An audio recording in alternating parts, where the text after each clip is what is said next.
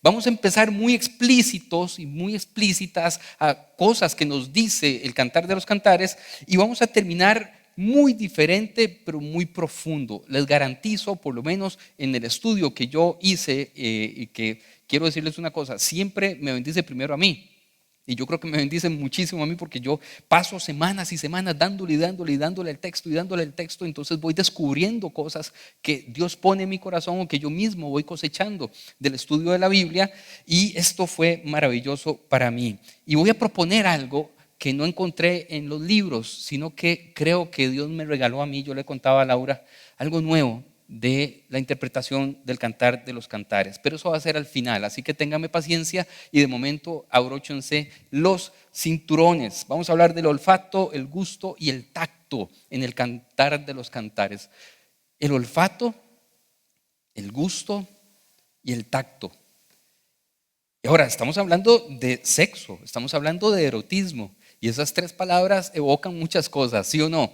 Yo digo olfato en el contexto del erotismo y la sexualidad, y usted, su cerebro y el mío generan recuerdos o imágenes, cosas, experiencias, el gusto, el tacto.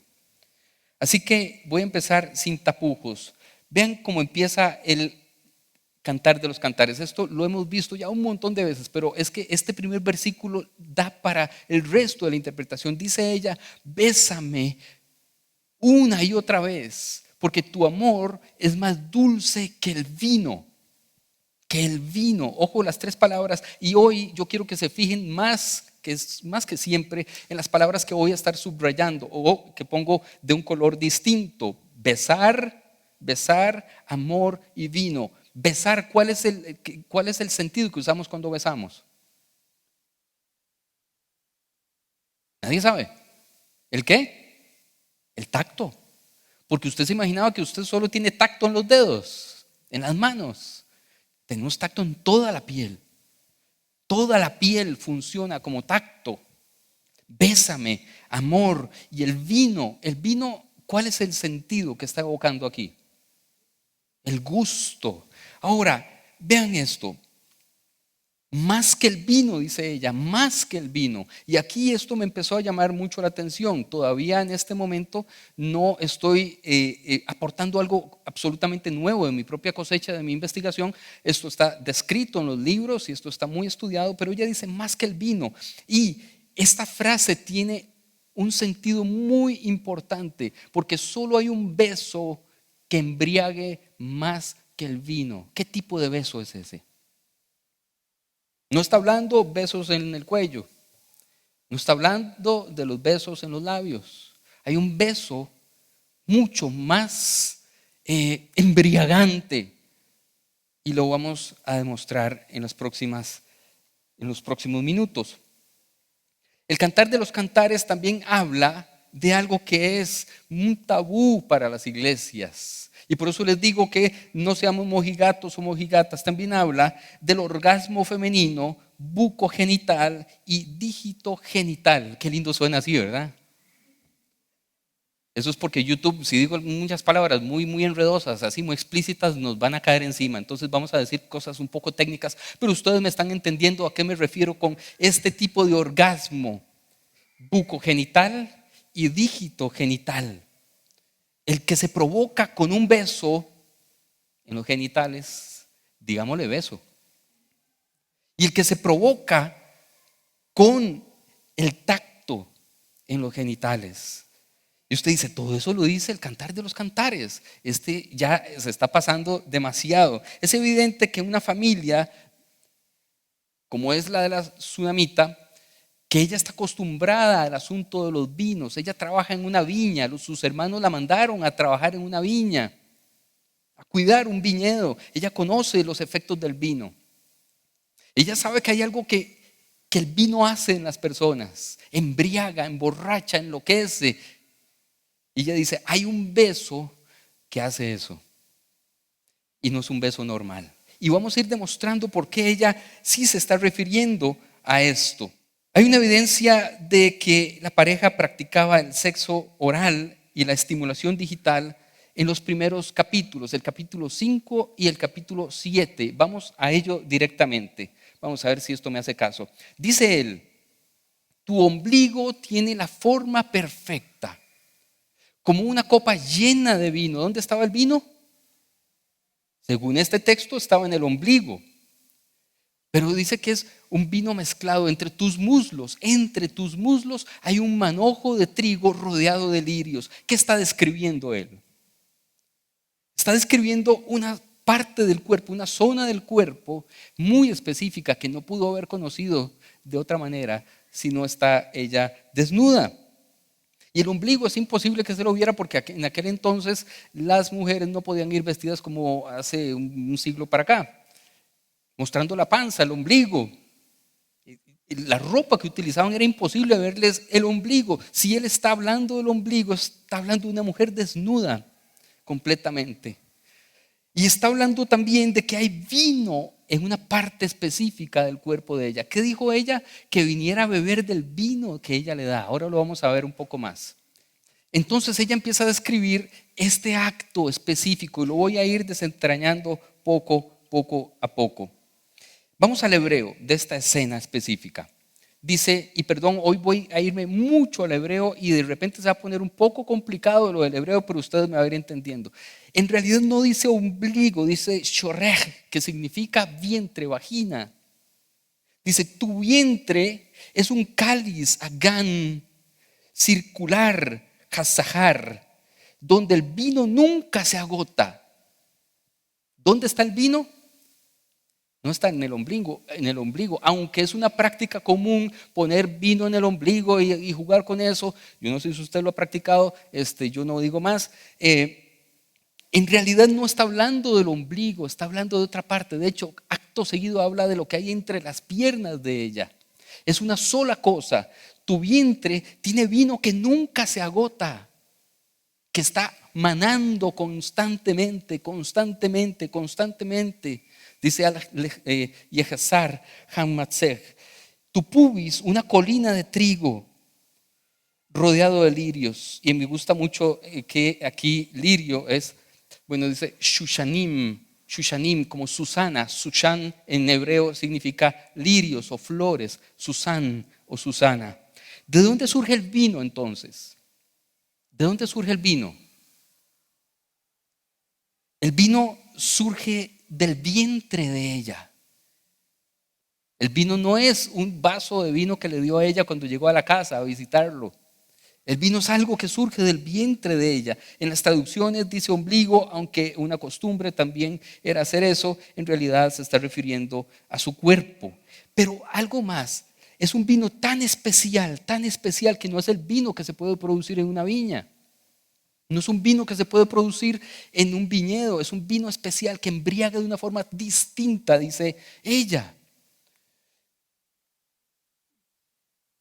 Ahora, esto tiene un antecedente porque antes de que esté pasando eso que se está describiendo allí, hay una canción que canta él y le responden. Esto se llama música responsorial. Una canción que canta él y le responden unas doncellas que estaban por ahí en un coro. Y dice lo siguiente, ellas le dicen, vuelve a nosotros, oh doncella de Sulam, regresa para que te veamos otra vez. Y él les dice a ellas, ¿por qué miran así? Y me gusta que el hebreo es muy explícito. ¿Cómo la están mirando? ¿Por qué miran así a esta jovencita de Sulam mientras se mueve con tanta gracia? Qué lindo lo dice, qué elegante lo dice, ¿va? Se mueve con gracia. Ahorita vamos a ir al hebreo para que ustedes vean lo que está diciendo realmente. Entre dos filas de bailarines.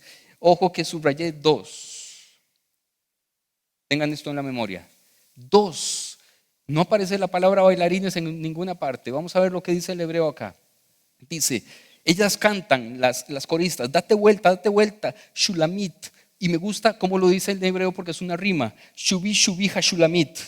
Shubi, vente, volteate, Sulamita. Date vuelta, verte queremos. Yo lo traduje literal, ¿verdad? Shubi, bach. Entonces él le pregunta, ¿qué quieren verle o qué quieren ver en la Shulamit? Y le responden, el meneo de sus dos nalgas. Eso es lo que dice el hebreo. Él en la traducción tan elegante, tan bonita, dice, es que se mueve con tanta gracia. Pero lo que está diciendo es, vuélvete, vuélvete.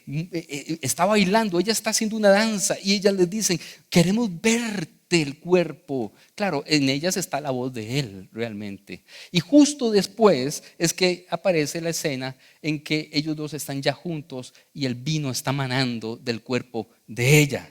Luego de eso es la escena de la descripción de su cuerpo, donde él dice que tus pechos son como esto, que tu ombligo es como tal, que tus piernas es como tal, y voy a saltarme esa parte. El cáliz entre sus muslos, en el cual el vino nunca se extingue, es una hermosa alusión poética al beso genital, en el que él prueba ese néctar degustándolo mientras que ella experimenta simultáneamente una embriaguez de placer genital, tal como lo insinuaba el verso anterior. Una evidencia más. Ella dice, te llevaría al hogar de mi infancia, allí tú me enseñarás, te daría de beber vino con especias, mi dulce vino de granada. Y aquí esto es muy interesante porque ella no está diciendo que es un vino que viene del viñedo, sino que es mi vino. ¿Se acuerdan que ella decía, mi viña no cuidé, refiriéndose a su propio cuerpo? Mi propia viña no cuidé. Y esa propia viña produce un vino que nace de ella. Y ella le ofrece a beber del vino que nace de ella. Y esto es evidencia de que no está hablando de un vino, un jugo de uva común y corriente. Continuemos. El cantar de los cantares, o en el cantar de los cantares hay orgasmo sin penetración. Hay orgasmo sin penetración. Y esto puede tener dos interpretaciones. La primera es que es un libro dedicado, como dije desde el día 1 de esta serie, dedicado al placer por el placer. Porque el placer no es pecado. Porque Dios creó el placer para usted y para mí en el marco del respeto y de la libertad. Porque el cantar de los cantares lo que está haciendo es redimir lo que se perdió en el Génesis con la caída y el pecado. Esa es la primera interpretación y me parece que es correcta. Pero la otra es que, y esta me la hizo ver Laura, mi esposa, después de escuchar la última charla, es que ella fue violada. Ella fue violada y tiene secuelas de esa violación.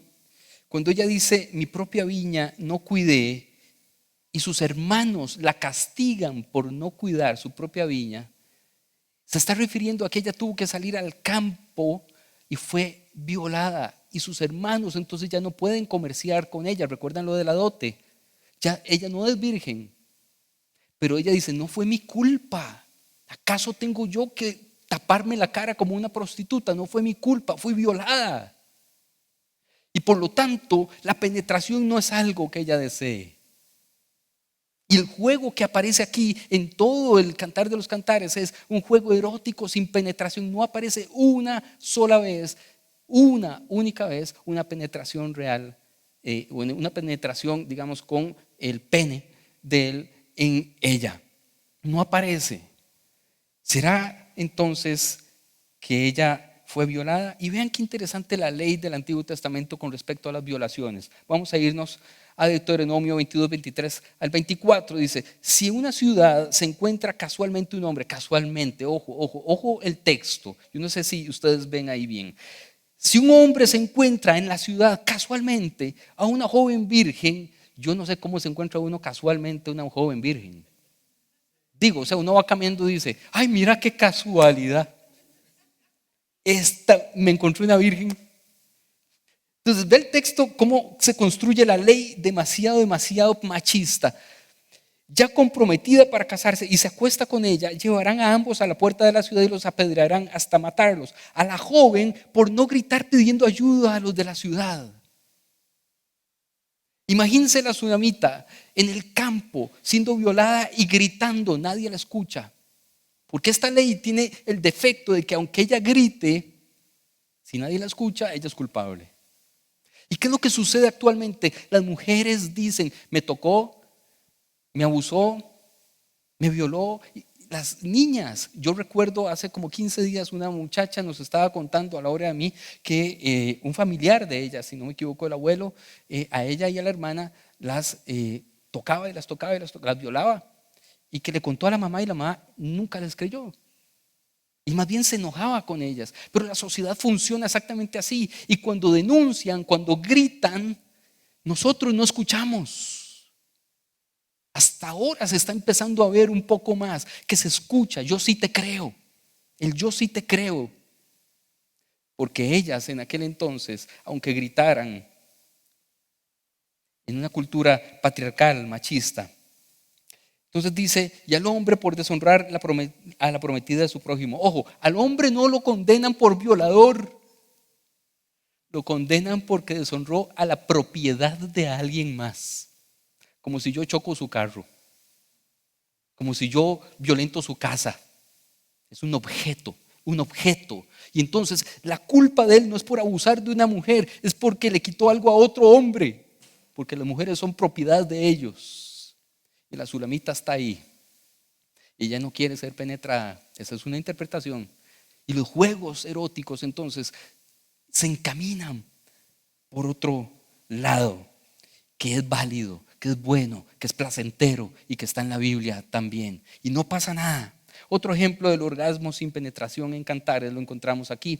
Dice ella en Cantares 2:5, su brazo izquierdo está debajo de mi cabeza y su brazo derecho me abraza. Yo quiero ser sincero, intenté hacer estas posiciones con Laura un día de estos, imaginándome cómo es que está diciendo esta mujer que le agarraba, cómo es, con el izquierdo debajo de la cabeza, y no quiero hacerlo.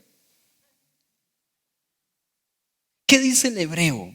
Vámonos al hebreo, porque el hebreo es el que nos da la razón aquí. Dice, su izquierda, no aparece la palabra mano, pero se sabe que es su izquierda, su mano izquierda bajo mi cabeza, y su derecha me excita. No quiero hacer las posiciones que esto evoca, pero ¿qué está haciendo? Con una mano está casi que abrazando y con la otra está estimulando. Eso es lo que está diciendo el hebreo. Y justo cuando está sucediendo eso, esto que ella está exclamando, ella está describiendo esa posición, ese acto erótico, entonces sucede lo siguiente. Ella dice, les suplico, hijas de Jerusalén, Benot Jerusalén, hijas de Jerusalén, les suplico, les imploro, no me interrumpan, no me molesten en este momento. Y aquí dice, no molesten, no interrumpan el orgasmo, amor. En realidad la palabra es ahabá, que es amor, pero el amor no se interrumpe, sino el producto de ese amor que está sucediendo en ese momento, hasta que se acabe de por sí. No molesten en este momento. Es un momento de intimidad absoluta. Si usted lee el texto del Cantar de los Cantares en hebreo y lee esto de forma así, sin hacer mucha interpretación, simplemente lo que dicen las palabras, se dará cuenta de lo que está sucediendo allí. Así que hay un deseo, o hay deseo explícito en el Cantar de los Cantares, un deseo poderoso y mucho erotismo, válido para la Biblia y válido para Dios. Todo esto es válido, pero ¿cuántos de ustedes, no me levanten la mano, escucharon alguna vez, uno, que el sexo es únicamente para reproducción? Yo una vez, yo estuve en el Colegio Monterrey, profesor, si usted me está viendo, no, mentira. Y teníamos un profesor guía, se llamaba, ¿verdad? Un orientador, un profesor guía o alguien, ¿verdad? Y sé perfectamente quién es y lo he vuelto a ver y toda la cosa. Y yo digo, qué increíble como uno de pequeño, ¿verdad? Ve a esas personas que eran los profesores y les creía todo lo que le dicen. Por eso es tan importante la educación, tanto para que los profesores, los docentes, las docentes entiendan cómo es la sexualidad, porque de ellos va a venir también una voz de autoridad para nosotros cuando estamos pequeños. Y él decía, porque yo una vez le pregunté, levanté la mano, yo siempre muy curioso, ¿verdad? Entonces separaba hombres de mujeres y él venía y empezaba a hablar de sexualidad. Digo que disque porque no hablaba realmente de sexualidad. Y yo, profesor, es que yo leí el Cantar de los Cantares, desde esa época tenía el asunto, yo quería hacer esta serie desde cuando tenía como 11 o 12 años. Y él dice que los pechos de ella son como los frutos, los dátiles de una palmera No sé si ustedes han visto cómo son dátiles de ese lugar que cuelgan y se parecen a los pechos de una mujer, y que él va a subir y los va a agarrar. Y él me dijo, no, los pechos de la mujer sirven para amamantar y nada más. Y se me apagó el puro gallo. Me sentí culpable, me sentí con una mente retorcida, pero ¿cuál es mi sorpresa? Que cuando venimos al Cantar de los Cantares, todo eso sí se podía. Qué feo llegar al cielo y que Dios le diga, ¿sí se podía? Y uno, no, todo eso se podía, sí se podía, estaba bien. Así que hay deseo, y es un deseo permitido por Dios, pero hay una diferencia entre apetito y deseo. Ella no sabía que iba a sacar esto. Hace muchos años en esta iglesia, cuando Laura y yo éramos pastores de jóvenes acá, no existía esto. La iglesia era el lobby era toda la iglesia. Y estábamos en el culto de jóvenes y ella estaba cantando como cantó, y había una canción que estaba de moda que decía, ¿cómo era que decía? He probado y quiero más, sí, cierto. Y está ella así, yo estoy en primera fila, está Laura cantando y dice, he pecado y quiero. No, ¿cómo es? Es que yo no canto bonito, ¿verdad? Y empezó a repetir, he pecado y quiero más, he pecado y quiero más. Y yo decía, Señor, me tengo que casar pronto, pronto. Esto se me está saliendo de las manos. Y me tuve que subir y me le puse a la par y yo, bueno, vamos a ir a orar, no sé qué, no sé cuánto, para que, ¿verdad? Estaba un zafis ahí, yo no sé, ¿verdad? Yo empecé a reprender ahí. He pecado y quiero más. El deseo existe, pero hay una diferencia, y según Baruch Spinoza, un filósofo holandés que yo admiro y he estudiado mucho, él dice lo siguiente.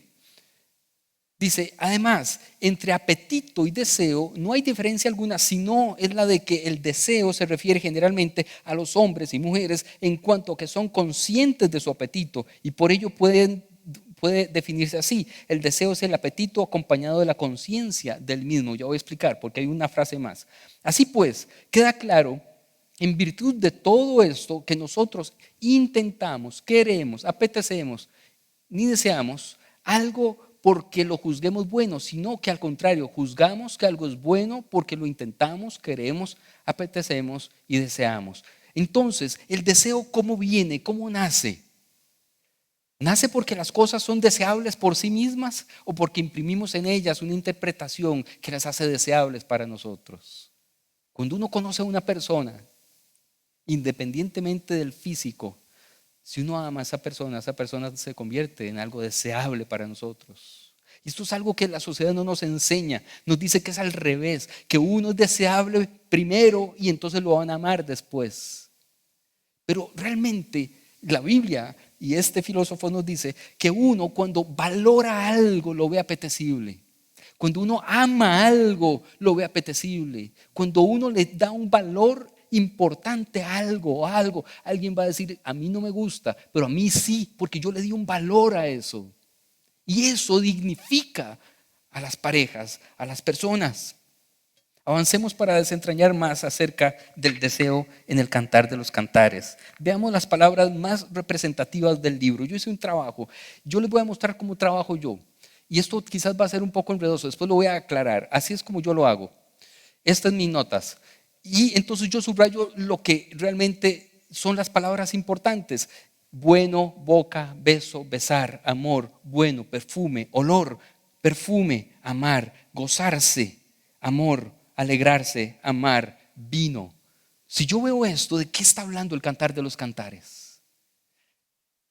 Vamos a ponerlo así. Estas son las palabras que se repiten más en todo el libro del Cantar de los Cantares. Voy a repetirlas. Es bueno.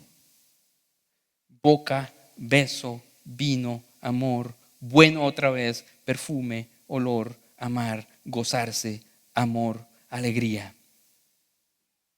Pero vamos a dar un paso un poco más en este análisis y hagamos dos triadas, y aquí es donde empiezo yo a aportarles algo que es nuevo para mí y creo que es bueno es nuevo para la mayoría de la interpretación.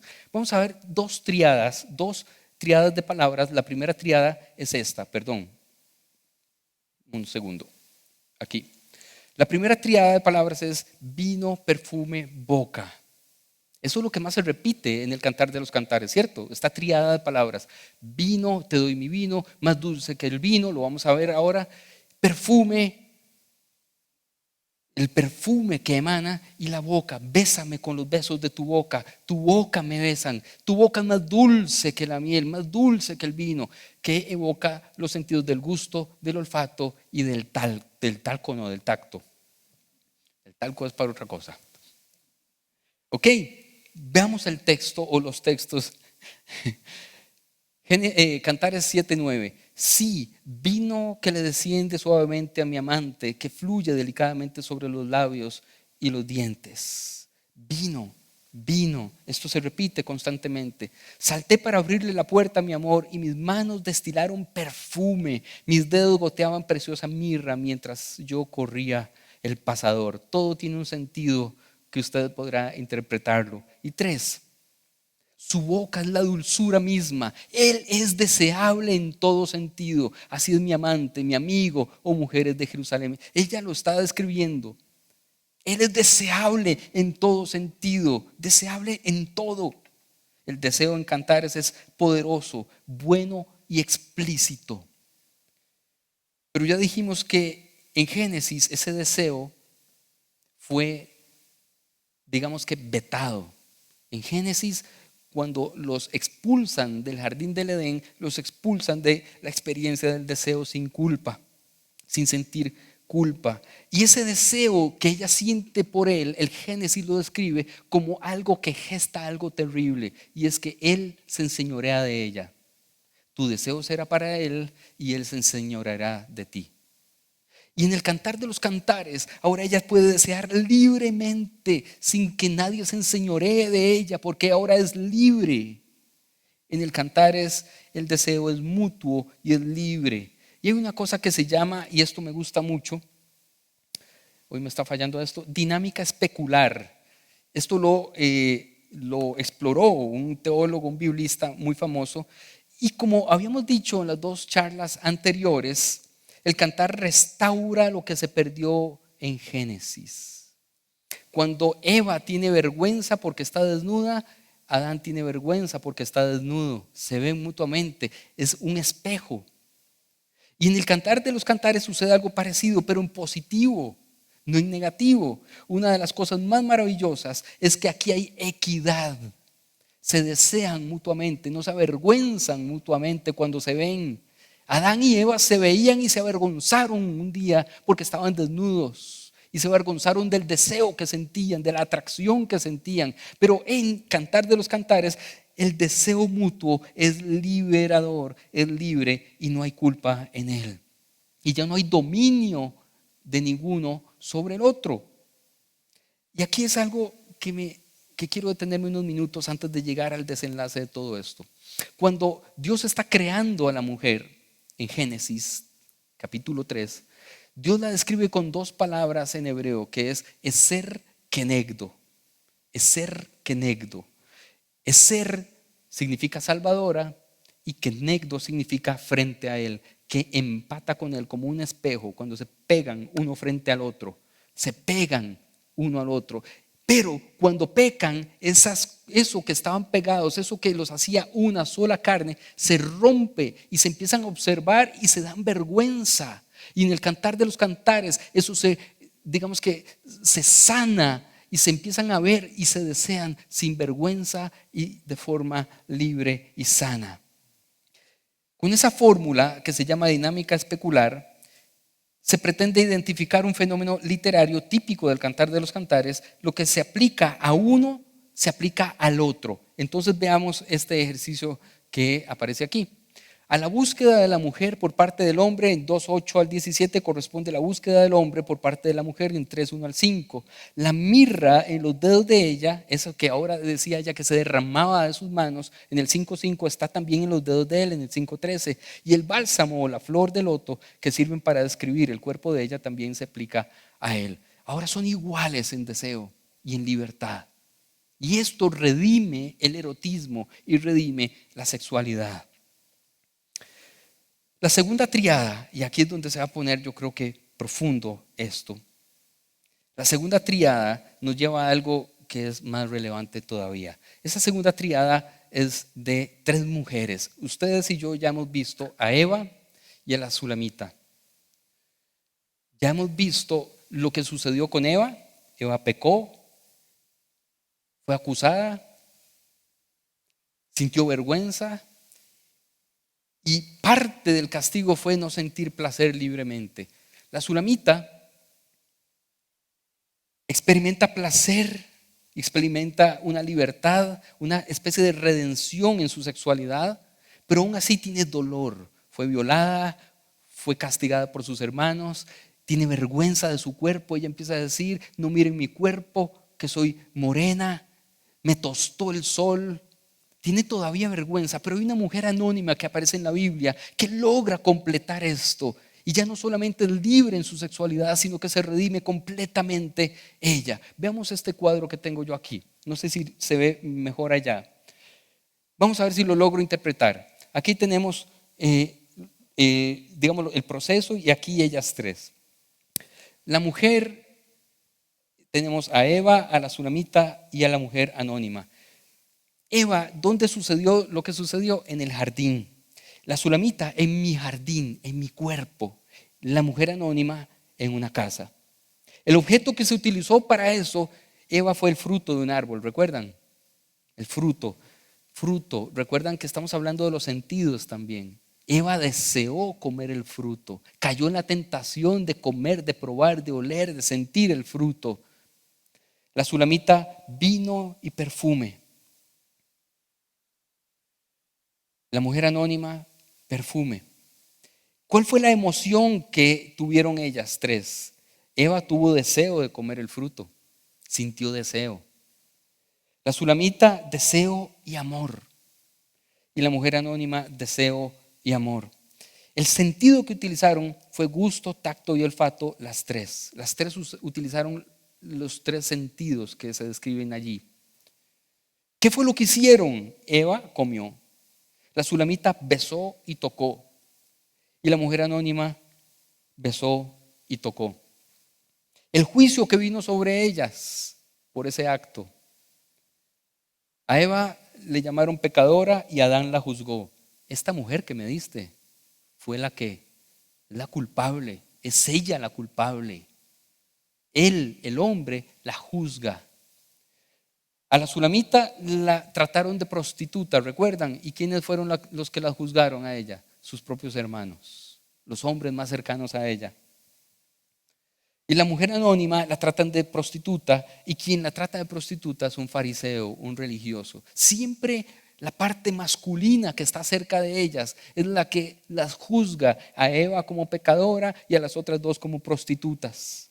La emoción que vino después de ese juzgamiento fue la vergüenza, y se tapó con hojas, en el caso de Eva.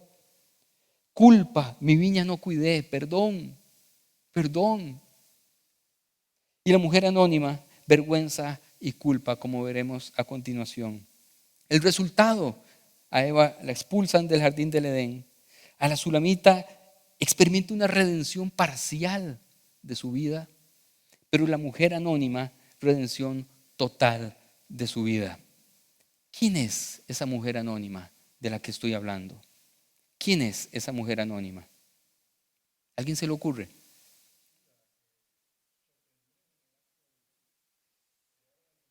Recuerden que es muy muy buen intento, pero no es ella. Recuerden que hay perfume, labios, son los tres sentidos: besar, oler y degustar. ¿Quién? Vamos a leer el texto del Nuevo Testamento. Uno de los fariseos invitó a Jesús a cenar. Esto está en Lucas 7, 36 al 38. Así que Jesús fue a su casa y se sentó a comer. Cuando cierta mujer de mala vida que vivía en la ciudad se enteró de que Jesús estaba comiendo allí, llevó un hermoso frasco de alabastro lleno de un costoso perfume. Ven cómo se va repitiendo las palabras que están en Génesis y luego están en Cantar de los Cantares. Llorando se arrodilló detrás de él a sus pies. Sus lágrimas cayeron sobre los pies de Jesús y ella los secó con sus cabellos. No cesaba de besarle los pies y les ponía perfume.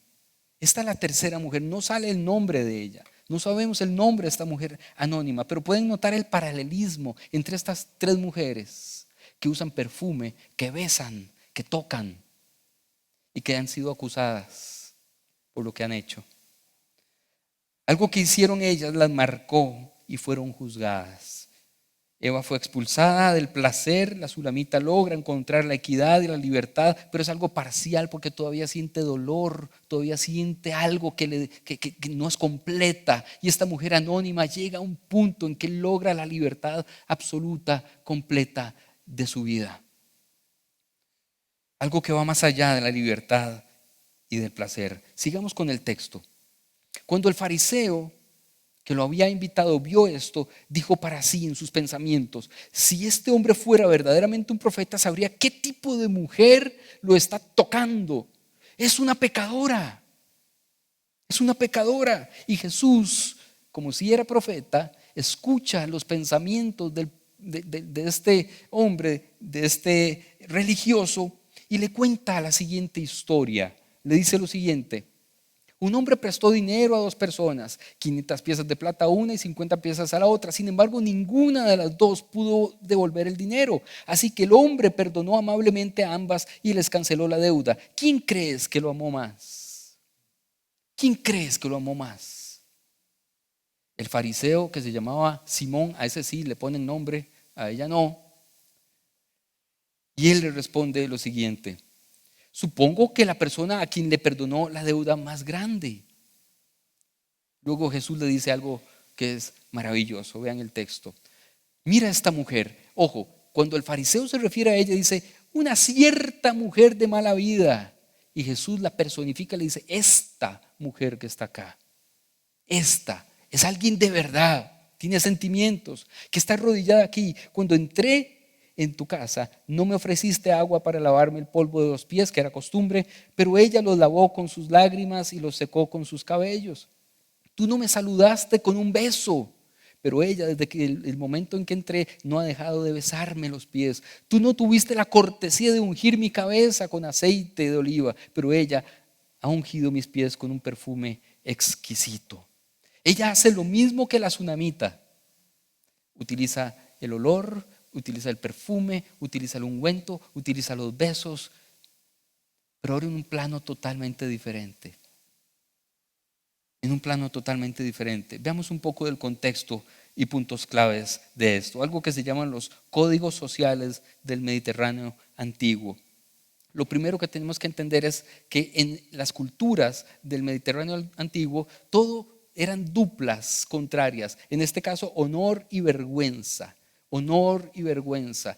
Y el fariseo y los otros comensales están demasiado preocupados por perder el honor. Esta mujer entró a mi casa. ¿Qué dirá la gente? No podemos permitirnos que el honor se convierta en vergüenza. Pero no solo eso, sino que se acercan a Jesús y le advierten: mae, su honor está en juego. Su honor está en juego. Y Jesús no le importó para nada, supuestamente perder el honor. Vean de qué se trata esto. En resumen, ¿qué es el honor? Honor es el término generalizado que se refiere al mérito o valor de las personas ante sus propios ojos y a los ojos de su pueblo o vecindario. El honor tiene que ver básicamente con la evaluación y la percepción social. ¿Qué piensa la gente de esta persona? ¿Qué van a pensar de nosotros si esta mujer lo está besando? Si no se puede ni tocar a mujeres que no fueran la esposa de uno. No se podía hablar con ellas y ella lo está besando. Todo el honor, ella no nos importa a ella, el honor de ella ya está perdido. Ella vive en vergüenza porque ya sabemos que es una mujer sin honor. Pero no podemos permitirnos nosotros perder ese honor. Y Jesús dice: a mí no me importa, yo no voy a perder ningún honor. De hecho, ella voy a redimirla y va a tener honor y dignidad a partir de ahora. Pero también hay otra cosa, otra, digamos, dupla de palabras, y es puro, impuro. Puro, impuro. Y para el pueblo judío, lo impuro se definía, o lo puro impuro se definía en términos ya religiosos. el honor y la vergüenza es en términos sociales, pero lo puro e impuro en términos religiosos. ¿Y cómo se volvía impuro algo? Habían tres sustancias o tres cosas. Dice, en la cultura judía las principales fuentes de la impureza son la sangre, los fluidos genitales, el vino de la sulamita, el vino maravilloso del que habla todo el cantar de los cantares, y los cadáveres. Y como esta mujer que está arrodillada detrás de Jesús besándole los pies, ellos dicen que es una prostituta, ella es impura porque ella está impura en sus genitales y toda ella entonces es impura, según su interpretación. Pero a Jesús no le importa ser visto como impuro con ella. Y tres, la comida. Las culturas mediterráneas invitan a la mesa solo a quien es honorable. Solo a quien es honorable. La cultura de la mesa. Y esta mujer llega a la cena y les rompe todos los paradigmas. Y Jesús la redime en su honor, en su impureza. Y les dice, ella es bienvenida aquí. Ella es bienvenida aquí. Ella rompe todo lo establecido y Jesús la acepta. Vean cómo termina esta historia. Te digo que sus pecados, le dice él al fariseo, que son muchos, han sido perdonados. Por eso ella me demostró tanto amor. Pero una persona a quien se le perdona poco, demuestra poco amor. Poco amor. Es decir, le está diciendo, a usted yo no lo estoy perdonando. Por eso usted demuestra tan poco amor. Pero a ella yo lo estoy redimiendo, porque demostró mucho amor.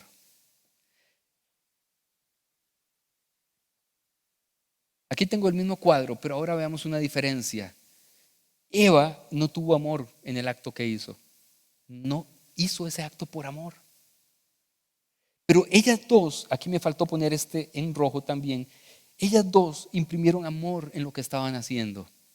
Y hay una diferencia enorme. La tsunamita está haciendo lo que hace, toda esa parte erótica, toda esa parte sexual, pero con amor. Y por eso es libre y por eso Dios lo aprueba.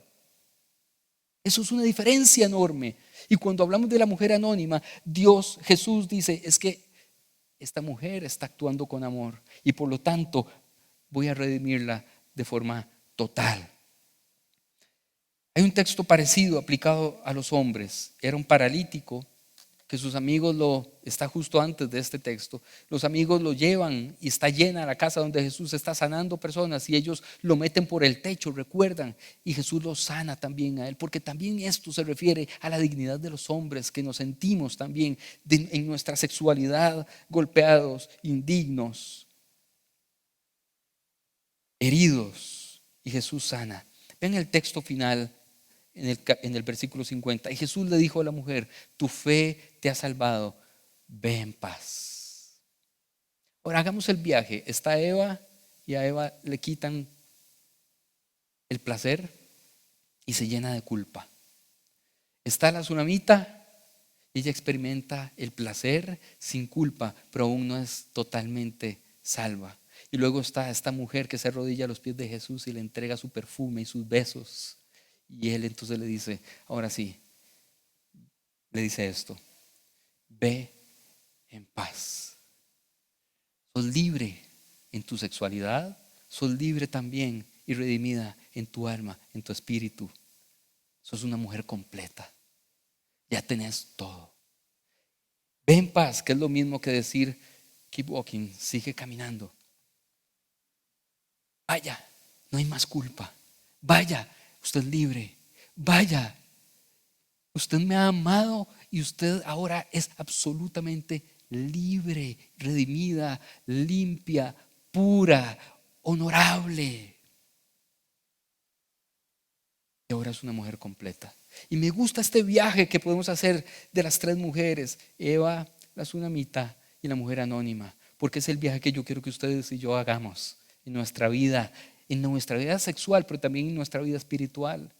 Nosotros perdimos la salvación y estábamos en un estado de perdición y no me interesa saber por qué y cuáles son los pecados particulares que teníamos cada uno y cada una de nosotros. Yo les puedo contar algunos míos. cada uno en su biografía debería saber. Aquí donde me ven a mí, así, con esta cara de inocencia linda, con este cuerpo, yo asaltaba a gente.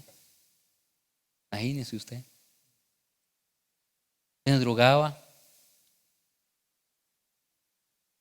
Le robé hasta a mi tata. Y yo era como me duele recordar cuando él se dio cuenta que yo le estaba robando. Estoy hablando cuando era un adolescente. Le robamos el carro a Milton Rosales una vez y se lo chocamos en una casa. Así fue como se dieron cuenta.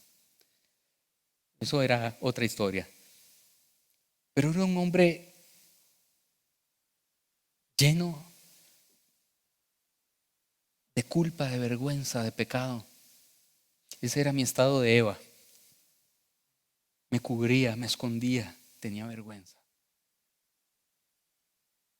Tenía vergüenza de regresar a mi casa cuando varias veces me fui. Recuerdo aquella vez, aquí arriba, fue la segunda vez.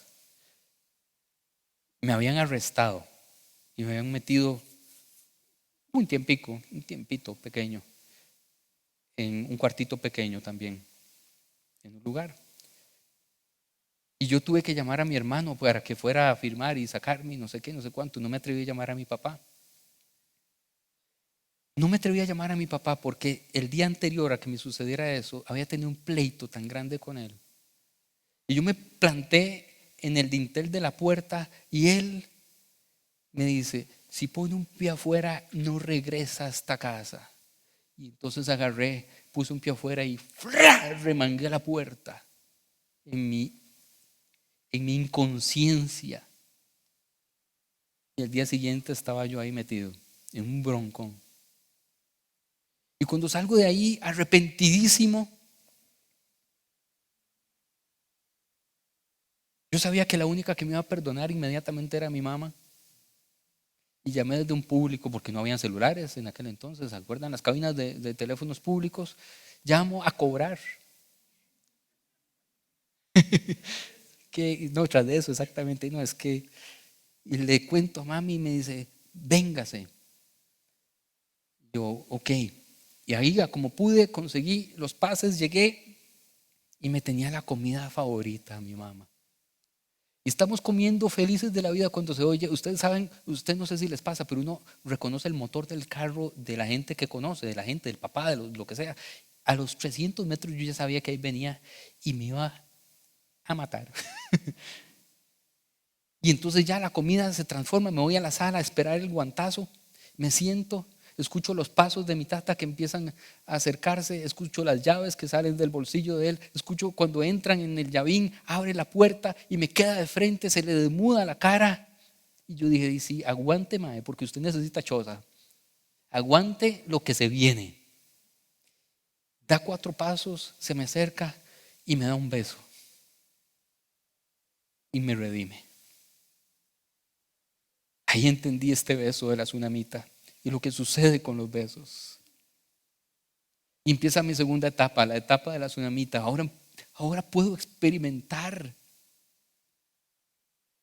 una semi-redención de mi vida. Algo que sí me da placer, pero no es suficiente. No es suficiente. Todavía tenía la adicción, todavía tenía un montón de cosas que resolver en mi vida.